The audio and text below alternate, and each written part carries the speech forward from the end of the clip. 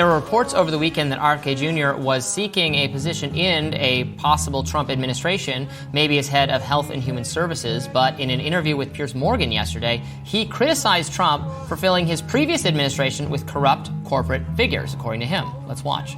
I would say that the Democratic Party no longer has any authentic relationship with the American middle class. The Democratic Party I knew as a boy that represented cops and firefighters and working people is gone.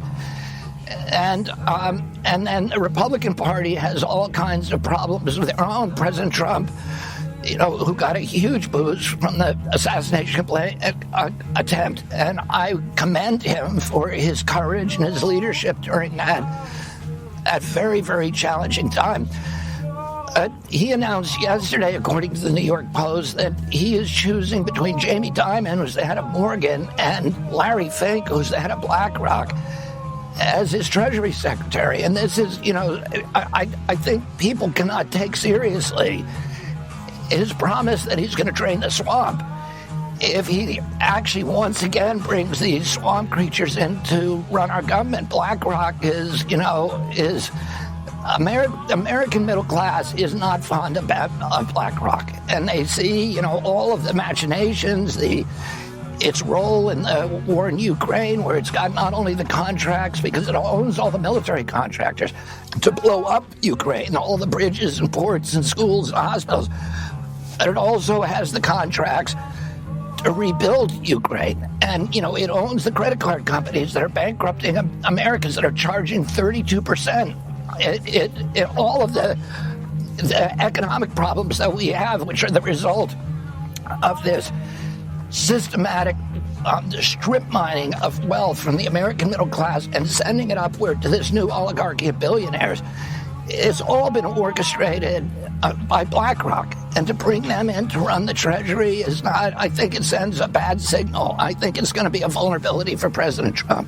So there he was, going after Trump. Praising him for how he responded to the assassination, which I agree was courageous and has contributed to maybe rising political fortunes. It's fantastic that he was not killed, and the failures of the Secret Service must be dealt with. And in fact, Kimberly Cheadle has now resigned. But saying that, if the Republican Party wants to be the party of the working class, of everyday people, and break from its past perception as a kind of organization that not only is just rewarding or helpful to the rich, but is sort of actively, and this is something both parties do when they get into government, is like changing the rules. Because I'm for free markets, and I'm fine with businesses flourishing, and I want less regulation. But when they put the business people in charge of setting the rules and regulations, then they end up, they can enrich themselves, and then you can have a playing field that is not level, where the most well-connected business kind of figures can make their own lives better and their own firms better. And I think what he was saying there is that is every bit what you could expect from a Jamie Dimon or a Larry Fink, being some of the wealthiest, most influential and powerful business people in the world.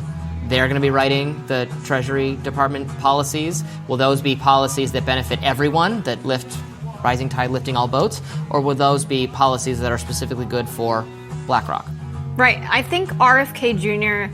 just needs to stay in the race. He does not need to drop out and endorse anyone. He doesn't need to make any deals to get a cabinet position. He needs to be in the race to say things like this, to be criticizing both parties for being friends with the ruling class, the vampire class of the country. He is right to say BlackRock, which is a financial firm that makes money off of pooling a bunch of money and investing in America's biggest corporations. They have a vested interest in corporations doing very well. That means wages being low and prices being high. It also means things like potentially prolonging the war in Ukraine and lobbying for that, because that's something that they will profit off of, as he pointed out.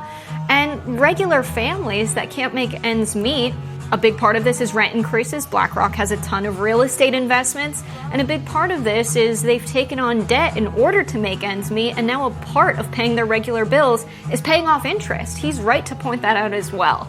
And we just don't see establishment Democrats or Donald Trump talk about this. And so saying a Trump presidency this time around can't be, again, hiring people from this ruling class, this vampire class. And there's a difference between business people who own small businesses and medium-sized businesses, and these people who own and run the major businesses in the country and are honestly running the country into the ground. You can't say you're an administration for the people and have those people in your administration. So he needs to be on the outside criticizing that and maybe make a deal with Trump. Say, I'll endorse you if you promise not to put any of these people in your administration.